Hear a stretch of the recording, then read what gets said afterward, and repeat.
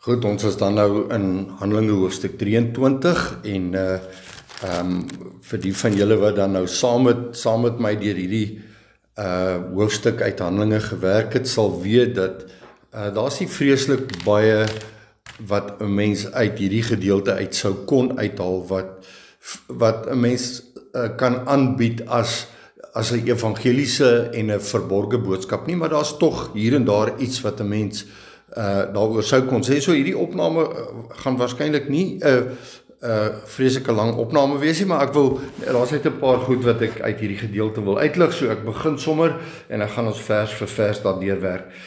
En hy begin by vers 1, Handelinge 23, en Paulus het die oë op die raad gehou en gesê: broeders, ek het met 'n volkome goeie gewete voor God gewandel tot op hierdie dag. Nou wil ek net iets sê oor gewete. Want jy sien, 'n gewete het niks te doen met jou en my. Baie keer in die tyd toe ek nog, voordat ek by die verborgenhede van die woord uitgekom het, het 'n mens die hele tyd gewerk met hierdie, my gewete kla my aan, my gewete kla my aan. Met ander woorde, so kom ons vat nou maar net dood eenvoudig menslike vleeslike sondes wat ons gedoen het. En dan weet 'n mens, ja, dis wat ek nou doen is verkeerd. En dan kry jy nou ouens wat goed doen en dan sê, maar hierdie ou geen gewete nie. Maar dis nie die gewete waarvan Paulus hier praat nie. Want 'n volkome goeie gewete kry ons dan nou 'n baie goeie verduideliking daarvan in 2 Korintiërs 1, 2 Korintiërs 1 vers 12. En ek gaan nou net gou vinnig so toe blaai, want 'n mens moet reg verstaan wat die woord vir ons probeer sê rondom hierdie goeie gewete waarvan Paulus praat. So kom ons lees net 2 Korintiërs 1 vers 12. Want ons roem is dit, die getuienis van ons gewete, dat ons in eenvoudigheid en reinheid van God nie in vleeslike wysheid nie, maar in die genade van God in die wêreld verkeer het, en veral by julle. Want, vers 13, ons skryf aan julle niks anders as wat julle lees of ook verstaan nie, en ek hoop dat julle dit ook tot die einde toe sal verstaan, soos julle ook gedeeltelik van ons verstaan het, dat ons julle roem is, net soos julle ook ons roem is, in die dag van die Here Jesus. Nou, so wat is die beginsel van 'n volkome goeie gewete? Dit gaan daaroor dat ek en jy moet verstaan dat dit gaan nie hier oor my eie persoonlike ou gewetetjie wat my aankla wanneer ek nou iets doen wat ek nie moet doen nie. Maar dit gaan oor om 'n kennis te hê van die waarheid van God se woord, en dit is wat ons verkondig. Met ander woorde, ons insig van die waarheid van God se woord is wat ons verteenwoordig. En nie gebaseer op ons eie insig nie. Ons moet in alle volle afhanklikheid van die Heilige Gees, moet ons sensitief wees vir die Heilige Gees om in ons gewete te werk, met ander woorde 'n kennis van die waarheid te werk, sodat ons dit wat hy vir ons wys met mekaar deel, sodat ek nie skuldig hoef te staan voor God en voor die mense, dat ek iets vir hulle sê wat die Heilige Gees nie vir my gesê het om te sê wat in die woord van God staan nie. En dis wat Paulus sê, ek het met 'n volkome goeie gewete voor God gewandel tot op hierdie dag. Met ander woorde, Paulus sê, alles wat ek julle meedeel, het ek by hom gekry, en daarom is ek nie aanspreeklik vir enigiets wat ek gesê of gedoen het, wat hy nie aan my bekend gemaak het nie. En dit is heeltemal iets anderster as wat ons voorheen mee besig was. Want voorheen het ons enige ding geglo wat aan ons meegedeel was, en ons het dit verwoord. So, daar's geweldig baie voorbeelde van goeders wat ons by ander gehoor het, wat ons oorgedra het asof dit waarheid is. En dis nie 'n goeie gewete nie. Dis nie 'n volkome goeie gewete om jy gaan rond en jy luister na allerhande predikers wat vir jou goed sê en wat jy so kom ons gebruik nou maar net weer die voorbeeld van God is liefde. So ons sê vir mense, nee, moenie oordeel nie want God is liefde. Maar jy sien dit is 'n menslike insig. Sê die woord ons moenie oordeel nie. Ja, maar jy moet 'n dieper insig kry. Jy moet 'n goeie gewete kry oor wat beteken dit om nie te oordeel. Met ander woorde, ons kan nie volgens menslike oordeel mense oordeel nie. Ons moet mense oordeel volgens God se woord. En nou het jy 'n goeie gewete. So dis maar net om die goeie gewete uit te klaar wat Paulus hiervan praat, het niks te doen met ek het my gewete gesis en ek het nou van al my ou sondetjies ontslaag geraak wat in my vlees is en nou het ek 'n goeie gewete. So dis juis wat dit nie beteken nie. Om 'n goeie gewete te hê is om 'n goeie insig en kennis van God se woord te hê en dit aan mense mee te deel, nie volgens menslike insig en menslike wysheid nie, maar volgens die kennis van die woord en die inwerking van die Heilige Gees om dit wat ons uit die woord uitkry reg weer te gee na ander toe. Goed, vers 2. En nou sê hy, maar die hoëpriester Ananias het bevel gegee aan die wat by hom staan om hom op die mond te slaan. En nou kan jy nou vra, nou maar wat het dit nou met die prys van eiers uit te maak? En so wat hierdie hoëpriester doen, is om te sê, ek is die gesag hier, en wat ek sê, staan. En dis hoekom hy 'n opdrag gee en sê, slaan hom op sy mond. Wie dink hy is hy? Hy praat asof hy die gesag het. En dis nie wat Paulus sê nie. Paulus sê, my gesag waarin ek spreek, is wat ek by Christus ontvang het, wat ek meedeel. En die hoëpriester sê, nee, ek is die gesag hier, en daarom gee hy die opdrag aan een van sy onderdane, wat ook onbybels is, gee hy die opdrag en sê, slaan hom op die mond. En dan sien ons in vers 3 sê Paulus vir hom, God sal u slaan, gewitte muur. Nou, ons weet dat hierdie is 'n herhaling van wat Jesus, so jy kan die hele Matteus 23 gaan lees, want Matteus 23 praat oor al die wees wat Jesus uitgespreek het teen die godsdienstiges. En in daai godsdienstiges kategoriseer hy heel eerste Fariseërs, skrifgeleerdes, wetgeleerdes. En dit was die hele stelsel is in Jerusalem gewees.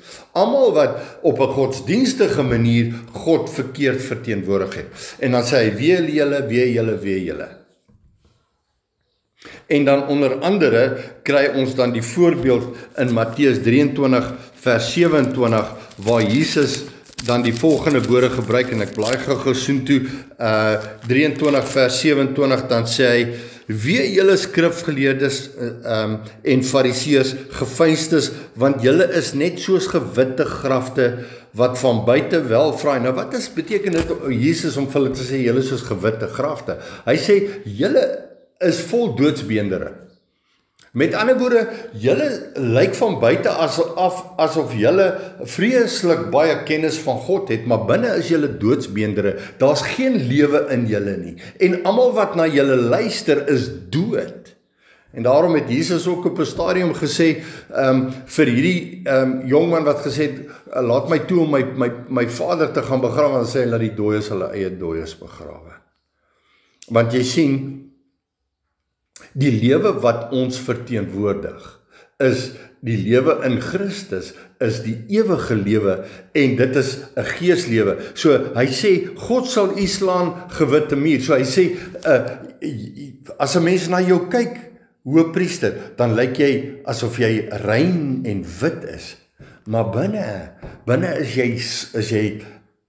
jy duister. Jy's gevul met duisternis. God sal u slaan, gewitte muur. U sit tog om my volgens die wet te oordeel en beveel u in stryd met die wet dat ek geslaan moet word. Vers 3. In stryd met die wet dat ek geslaan moet word. Want jy sien, die wet sê nie dat ons kan mense fisies aanrand op grond van wat daar is nie so 'n wet nie. En hy veroordeel, want jy sien die gesag van Christus het oorgegaan op hierdie persoon wat homself die hoëpriester noem. En dan sien ons wat sê Paulus. Beveel u in stryd met die wet dat ek geslaan moet word. Vers 4. En die wat daarby staan sê, skel jy die hoëpriester van God uit? Skel jy die hoëpriester van God uit? Want jy sien, dit is wat gebeur, is wanneer ons nie die gesag verstaan wat aan Christus behoort nie, en ons ken daai gesag toe aan mense.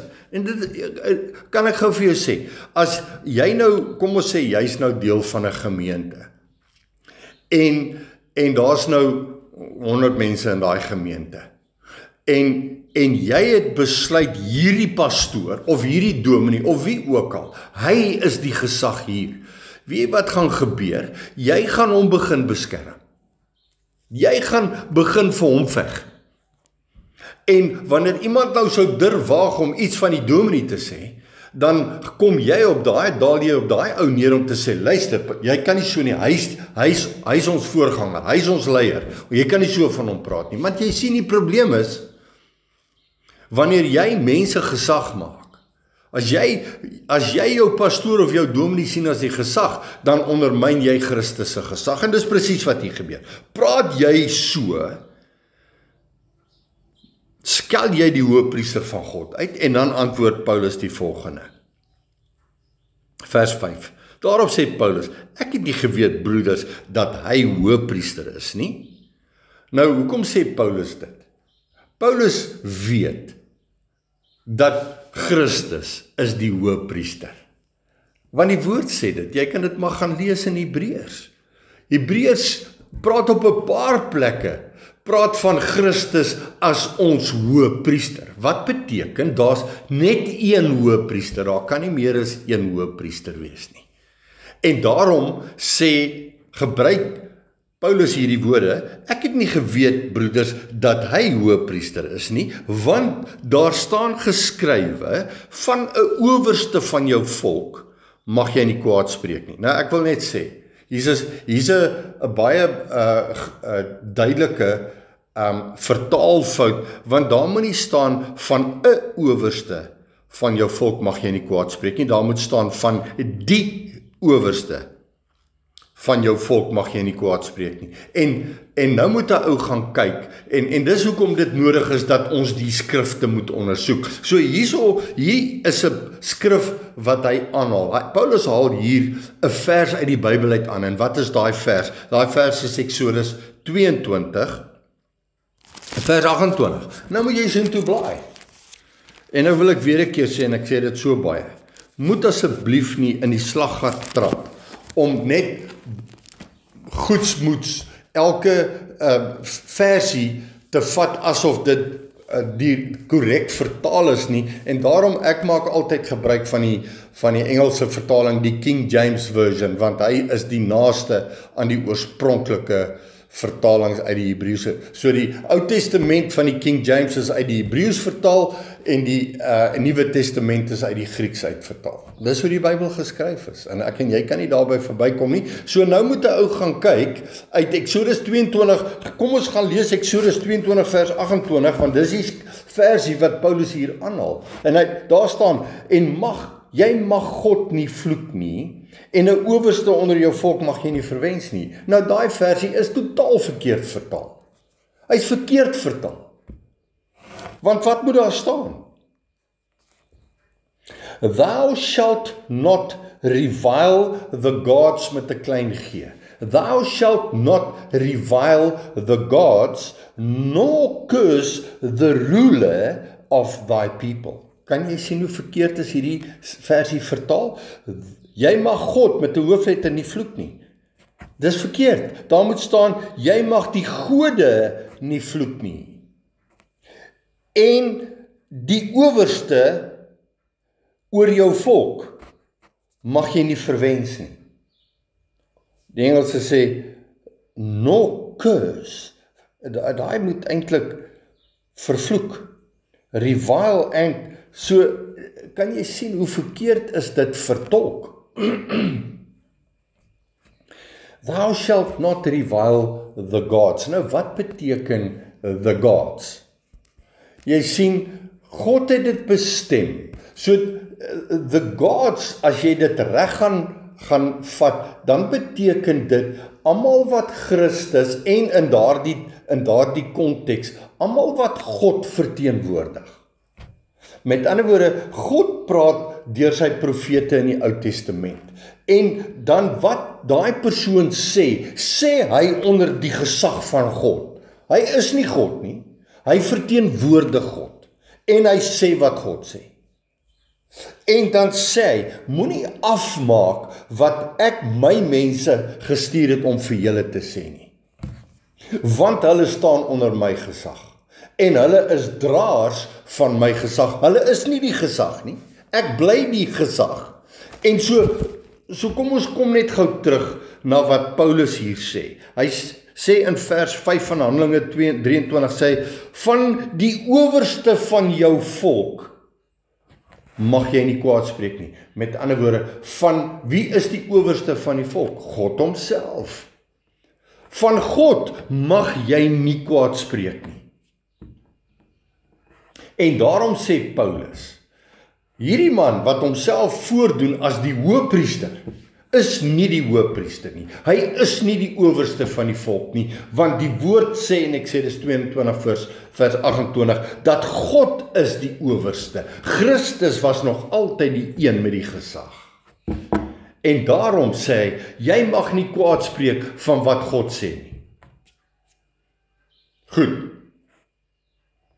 Vers 6. En omdat Paulus geweet het dat die een deel uit die Sadduseërs en die ander uit die Fariseërs bestaan, het hy in die raad uitgeroep. So Paulus besef, nou, wat is die verskil tussen 'n Sadduseër en 'n Fariseër? Die verskil is baie eenvoudig. Hulle almal het in die wet vanuit die wet uit gefunksioneer. Hulle was wetsonderhouders, hulle het geglo in God se wet, hulle het geglo in die eerste 5 boeke van die woord wat Moses geskryf het, en Moses was die wet. En hulle het almal die wet gevolg. Die enigste verskil is, die een groep het geglo, die Fariseërs het geglo, daar is 'n opstanding van die dode, en die Sadduseërs het geglo, daar is nie. Maar kan jy sien, dat al twee hierdie faksies, of hulle sektes, al twee hierdie sektes, is, wat kantig in die wet, hulle self aan die wet toevertrou het, is glo dieselfde evangelie, maar is 'n valse evangelie. Want hulle die wet van God verdraai, dat hulle dit 'n geestelike wet, want die wet is geestelik, het hulle 'n vleeslike wet gemaak. En die geheim is altyd, en dit is dieselfde vandag nog van toepassing, is dat as jy nie hou by die ware woord van die Here nie, gaan daar verdeeldheid wees. Daar gaan altyd Fariseërs wees en daar gaan altyd Sadduseërs wees. En daarom kry jy vandag soveel verdeeldheid in die sektes. Want jy en jou gemeentetjie glo dit, en so kom ons sê ABC kerk glo dit, en DEF kerk glo dat, en XYZ kerk glo dit, en maar is almal Christene. Ons is die gemeente van, of ons is een of ander, en ons gee hulle net name, en daar is soveel. Daar is duisende faksies, sektes van die Christenbeweging. En jy is waarskynlik een deel van een van hulle. En dan gee hy hom 'n naam, 'n AGS of 'n PPK of 'n APK of wat ook al, of NG of wat ook al. Maar jy sien, dan is jy, of jy's 'n fariseer of jy's 'n sadiseer. En so wat is die verskil? Die verskil is, Paulus en almal wat soos Paulus geglo het nooit 'n faks, hulle was nie genoem een of ander beweging nie. Hulle was genoem gewees die gemeente van God in 'n sekere gebied. En as jy nie vandag behoort aan die gemeente van God in Johannesburg of in Bloemfontein of in Kaapstad nie, dan is jy deel van 'n sekte. Want as daar verdeeldheid is, met ander woorde, ons glo dit en julle glo dat, dan is daar mos nie 'n eenheid in die geloof nie. Met ander woorde, ons groepie, al wat ons van julle verskil is, ons glo in die groot doop en julle glo in die bekeringsdoop en julle glo in die klein doop. En nou wie's reg? Wie's reg? Wie was reg? Was die fariseërs reg of was die sadiseërs reg? Die punt is, hulle is albei verkeerd. Albei is verkeerd. En die feit dat die fariseërs geglo het in 'n opstanding, het hulle nog steeds nie reggemaak. Hier is dit baie duidelik. En die fariseer en die sadiseer staan saam wanneer dit hulle pas, en hulle staan teen mekaar wanneer dit hulle pas. En dis 'n valse evangelie. En so dis die punt. So wat is die boodskap vir jou en vir my vandag? Is om te seker te maak dat jy staan vir die gemeente van God in die area waar jy bly. En jy soek mense op wat hulle self nie afsonder en sê, ons is die select few nie.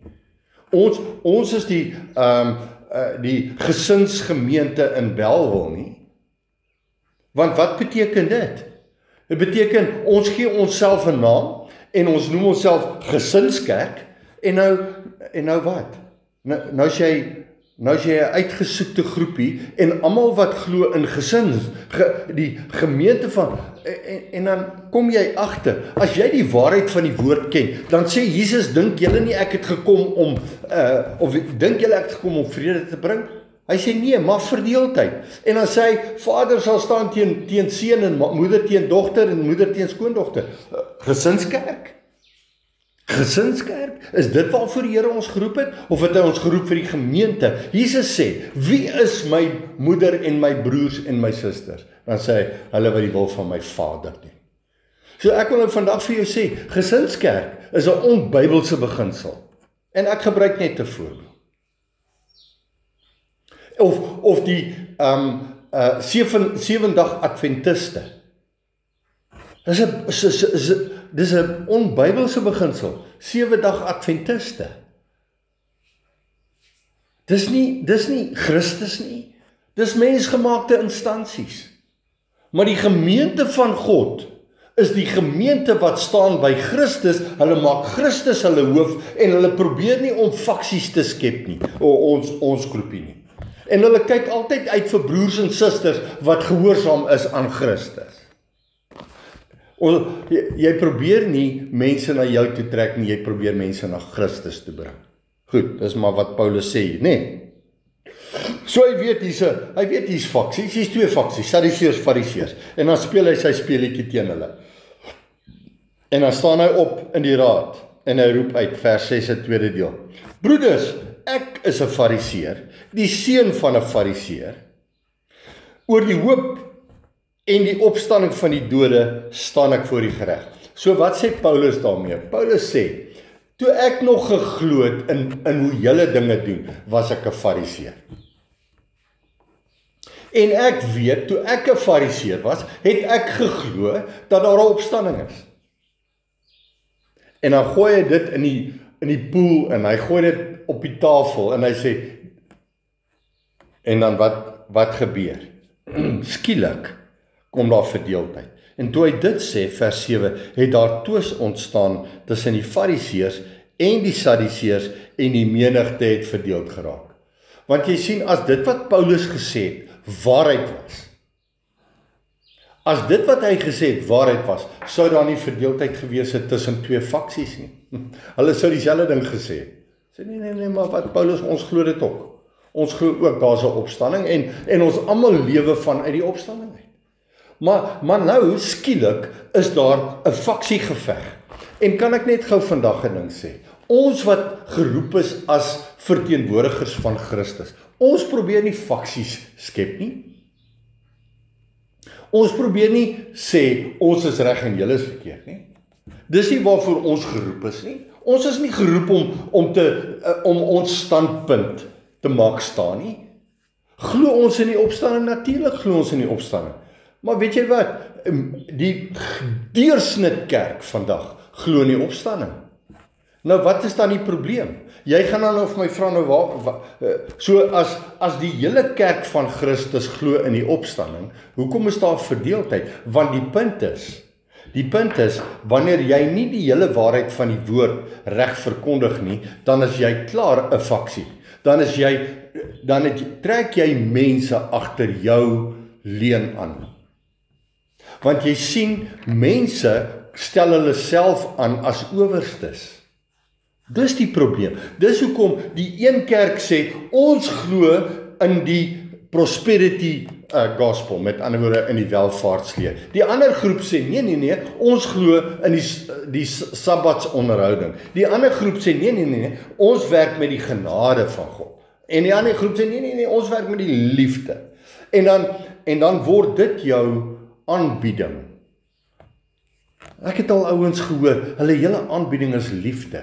God, ons moet net mekaar lief hê julle. Ons moet net, weet jy wat, wees net lief. En dan maak jy soveel skriftuurlike kompromieë, want ons het mekaar net lief. En dan het jy soveel skrifte wat jy mee kan werk om te sê, maar kan jy nie sien, daar sê God is liefde nie? Maar daar is soveel skrifte wat sê, wat 'n oordeel bring, as jy God se liefde verkeerd aanbied. Goed, volgende punt. So, Paulus kom hier, en hy's baie, soos die woord sê, ons moet opreg wees soos duwe en versigtig soos slange. So, hy kom hier en hy gooi 'n ding op die tafel, wat hy geweet het, wat daartoe gaan lei, dat daar nou skielike verdeeldheid kom. En dan, wanneer hierdie twee faksies teen mekaar opstaan, vers 8, want die Sadduseërs sê dat daar geen opstanding is nie, ook geen engel of gees nie, maar dat die Fariseërs bely albei. So Paulus vat die fokus weg van hom af, en hy sit hulle teen mekaar.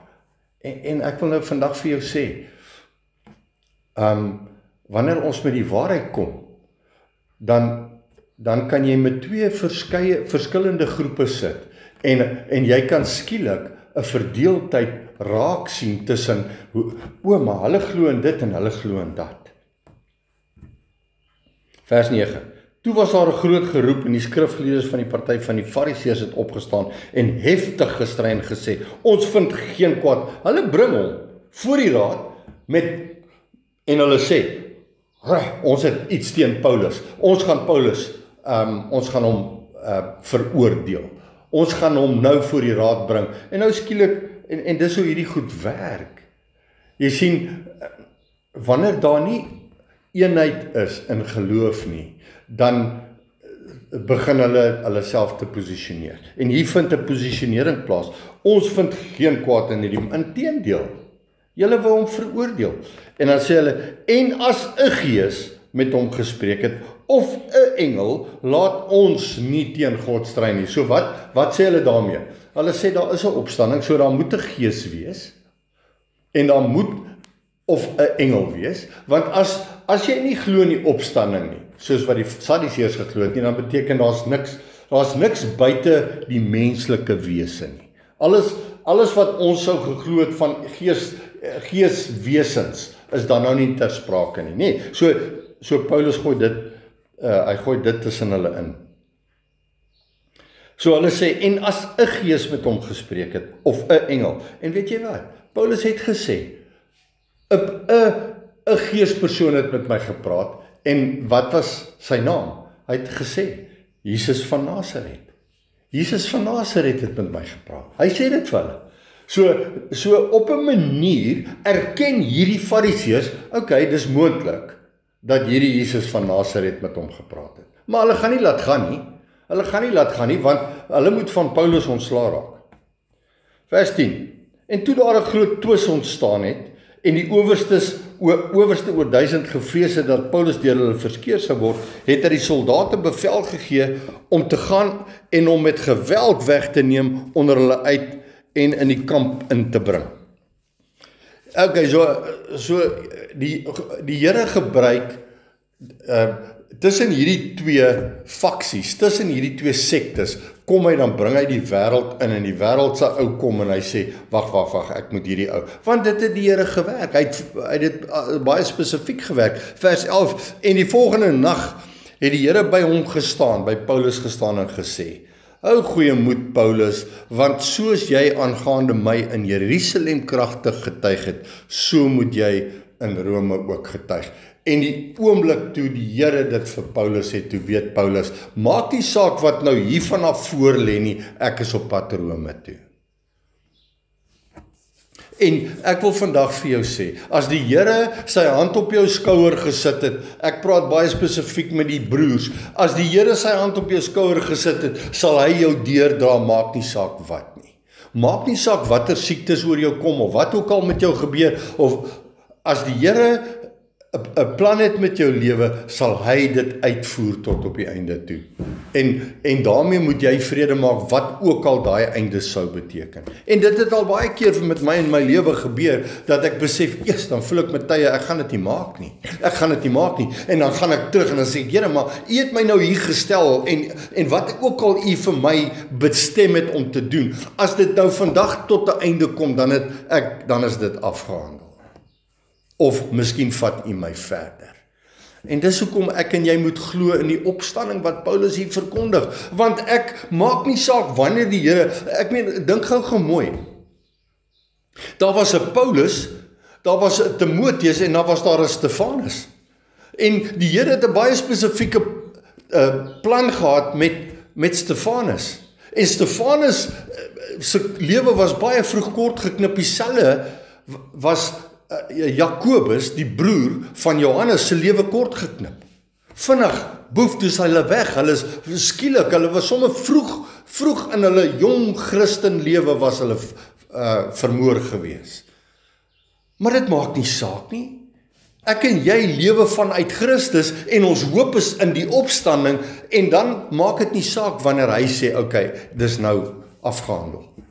En of dit nou op ouderdom 33 is en of dit op ouderdom 83 is, laat hy dit bepaal. Want ek en jy is aan hom uitverkoop. En hy sê vir Paulus, jy sal vir my kragtig getuig in Rome. En Paulus weet, is nog 'n lang pad voordat hy in Rome gaan uitkom. Vers 12. En toe dit dag geword het, het sommige van die Jode saamgespan en hulle self vervloek deur te sê dat hulle nie sou eet of drink totdat hulle Paulus doodgemaak het nie. Jy sien, hulle neem 'n eed. Hulle neem 'n eed teen hulle eie lewe, want wat hulle eintlik doen is hulle vervloek hulle self en in die vloek wat hulle oor hulle self bring, sê hulle ons sal nie eet of drink voordat ons nie Paulus doodgemaak het nie. Nou jy sien, dit is wat godsdienst doen.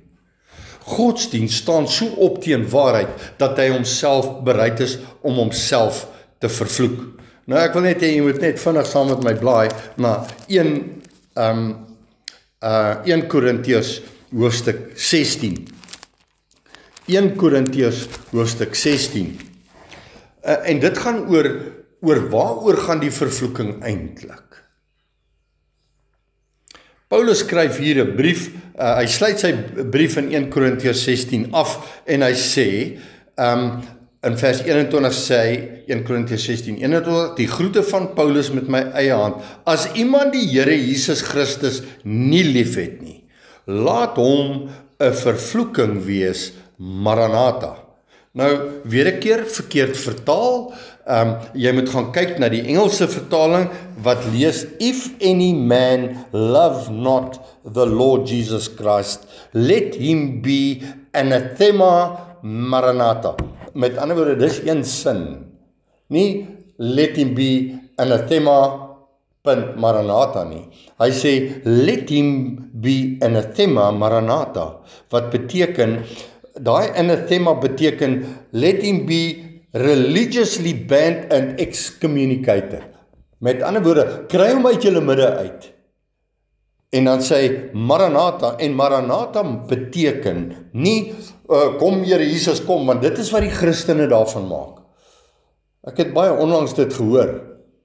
Toe daar hierdie hele ding was oor die wegraping wat nog nie plaasgevind het nie, en dan kom die ouens en dan sê hulle, kom Here Jesus, kom Maranatha. Nou daai Maranatha beteken, hy het klaar gekom om wat te doen? Om te oordeel. Hy het klaar gekom om wat te doen? Om te oordeel. En nou sê jy, Jesus Anton, maar Jesus het nie gekom om te oordeel nie, sy woorde was hy het nie gekom om te oordeel nie, maar jy moet die oordeel reg verstaan. So hoe verstaan ons? So ek wil net sê, ons moet baie versigtig wees dat ons God se woord vat, want jy hoor iemand sê, kom Here Jesus, Maranatha, dan sê jy eintlik iets wat jy nie weet wat jy sê nie. En daarom is dit, hoekom is dit belangrik wat ek nou sê? Dit is belangrik dat ek en jy die skrifte moet ondersoek en seker maak dat ons sê wat God se woord sê, nie wat mense vir ons sê God se woord sê nie. If any man love not the Lord Jesus Christ, met ander woorde, as jy Christus nie lief het soos wat jy hom moet lief hê nie, let him be anathema, let him be religiously banned and excommunicated, Maranatha, met ander woorde, the Lord has come, he has come to speak the word that will judge.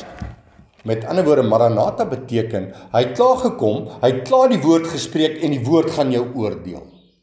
Want jy sien, dis wat jy doen, jy sê Maranatha, sê, kom Here Jesus, en dan beteken dit eintlik, hy het klaar gekom, hy het klaar gespreek, en dit wat hy gespreek het, is die oordeel. Nou kom ons kyk gou, net 'n voorbeeld waar dit staan, Johannes 12 vers 48. Johannes 12 vers 48 lees as volg. Wie my verwerp, en my woorde nie aanneem nie, die een wat hom oordeel, luister, die een wat hom oordeel. Nou sê hy, wie is die een wat oordeel? Die woord wat ek gespreek het, dit sal hom oordeel in die laaste dag. Nou wanneer is die laaste dag, dink jy? Jy sou sê, ja, die laaste dag, ja, kom ons maak gou die laaste dag, dis die dag wanneer hy terugkom. Nee, die laaste dag van die Here het begin by die opstanding en dit sal eindig by die dag wanneer hy weer terugkom. Dis die laaste dag. Die laaste dag is sonsopkoms tot sonsondergang. En wanneer het die son opgekom? By die opstanding. Wanneer gaan die son onder? Wanneer Christus terugkom by die dag van die oordeel. En wat gaan hy dan doen? Hy gaan nie vir jou sê, hoorie, ek wil gou my boekie uithaal en gou kyk, wat het Pietie met sy lewe gedoen? O nee, Pietie het nie, hy het gedit en hy het gedat, maar hy het daarom dit ook gedoen, hy het daarom goeie dade gedoen, hy het daarom vir mense kos gegee, en hy het sy 10de betaal. Nee. Hy gaan kyk, wat is daar van jou geskrywe, wat jy van hom geweet het? Wat het jy hoe het jy Jesus leer ken? Hoe het jy hom lief gehad? Want dis waaroor, as iemand die Here Christus nie lief het nie, laat hom 'n vervloeking wees. Anathema, Maranatha. Met ander woorde, if any man love not the Lord Jesus Christ, let him be anathema Maranatha. Let him be religiously banned and excommunicated, because the Lord has come to speak the word that will judge. Dis wat daar staan. Verstaan jy waaroor hierdie vervloeking nie gaan nie? Ek sal myself vervloek voordat ek nie vir Paulus doodgemaak het nie. En nou maak hy asof hy het nou God, hy verteenwoordig God nou. Dis presies wat Paulus eers gedoen het. Paulus het gesê, ek gaan almal doodmaak wat nie God se wet onderhou nie. Want jy sien, dan is die vloek op jou, want jy verstaan God se wet verkeerd, want God se wet was nooit 'n wet na die vlees toe nie, dit was 'n geestelike wet gewees. Dis hoekom daar soveel ouens wat in die kerk opstaan en hulle maak die wettig, jy mag nie vloek nie, en jy mag nie steel nie, jy mag nie moord pleeg nie, en jy mag nie by die braaivleisvure staan en vuil grappies vertel nie. Nou, ek probeer nie daarmee sê, dat jy moet by die vure staan en vuil grappe vertel nie, maar dit het niks te doen met die evangelie van die waarheid van God nie. Want om by die vure te staan en nie vuil grappe te vertel nie, en jy staan daar met 'n vroom gesig en jy praat mooi woordjies en jy sê lief vir almal om jou, beteken niks vir jou geestelike voortbestaan nie, niks. Want dan is jy 'n gewitte muur. Goed, kom ons laat dit daar vir die oomblik. En dan sien ons, daar was meer as 40 wat hierdie sameswering gemaak het, en hulle het na die owerpriesters en die ouderlinge gegaan en gesê, ons het met vervloeking verwens om niks te gebruik. Nou daai eet en drink, ons kan nou baie sê oor eet en drink, maar jy kan nou maar 1 Korintiërs 11 nou weer gaan lees. Want jy sien, om verkeerd te eet en te drink, met ander woorde, ek het hierdie pact, ek het hierdie besluit geneem. Maar jy sien,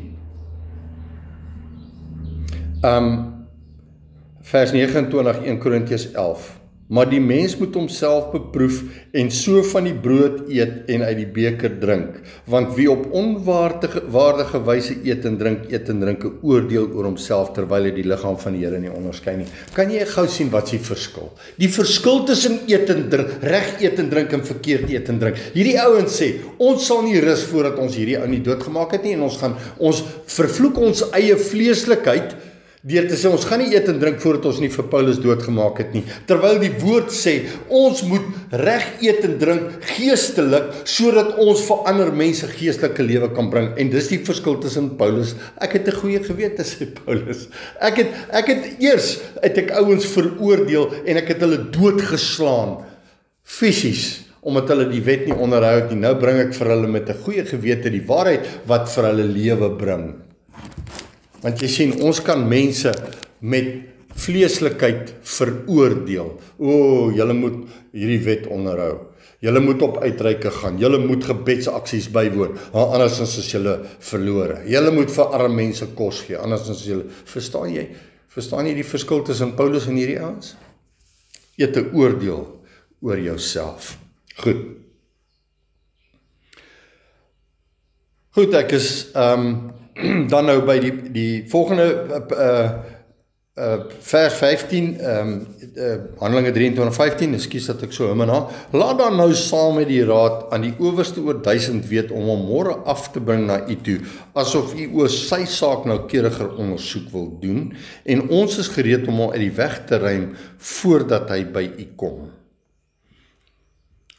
En so hierdie owerpriesters gaan dan en hulle reël en hulle sê, stuur hom, hulle reël met die Joodse raad en sê, stuur hom af, ons sal hom op die pad, gaan ons met hom afreken.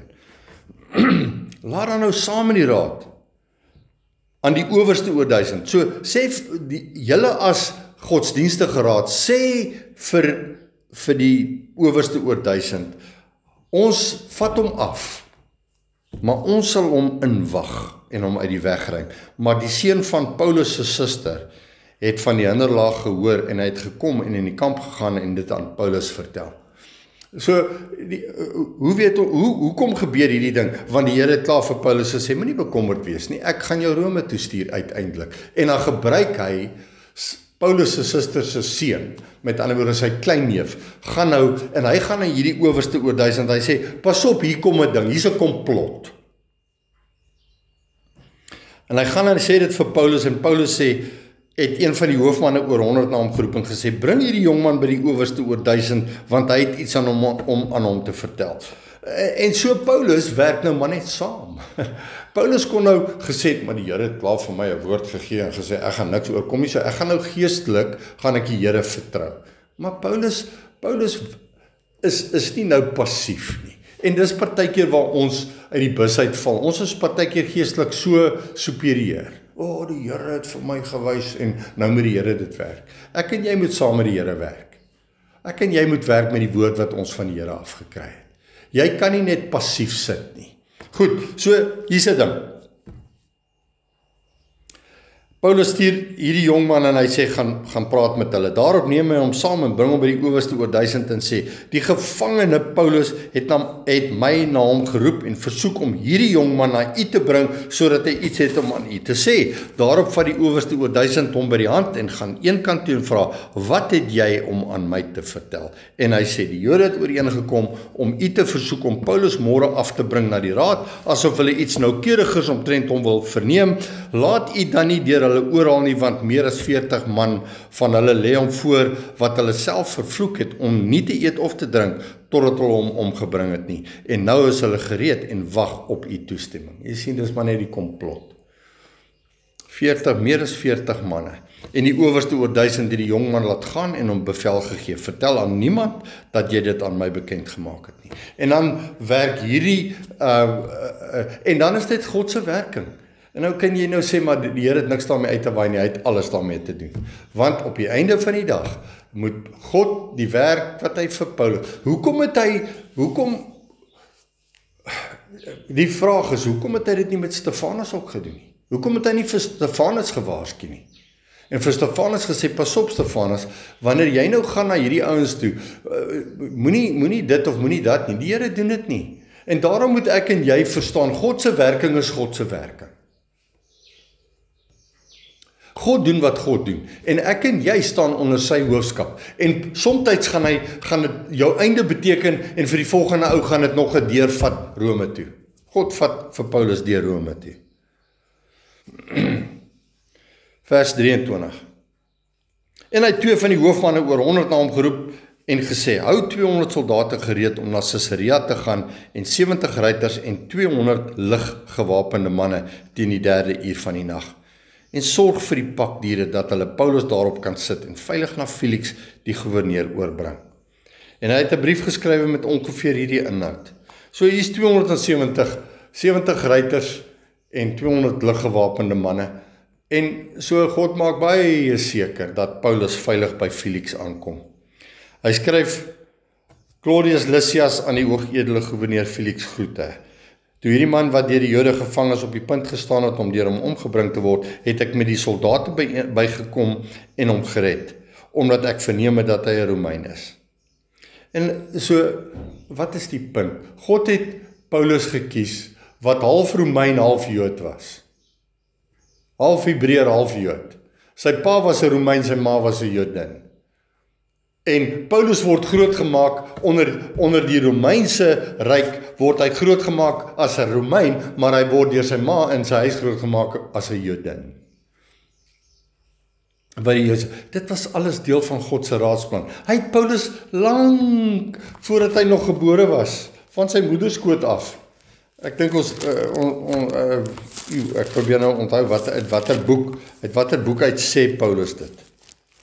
Ek dink is Romeine 1, ek is ook nou nie seker nie. Miskien was dit Romeine 1.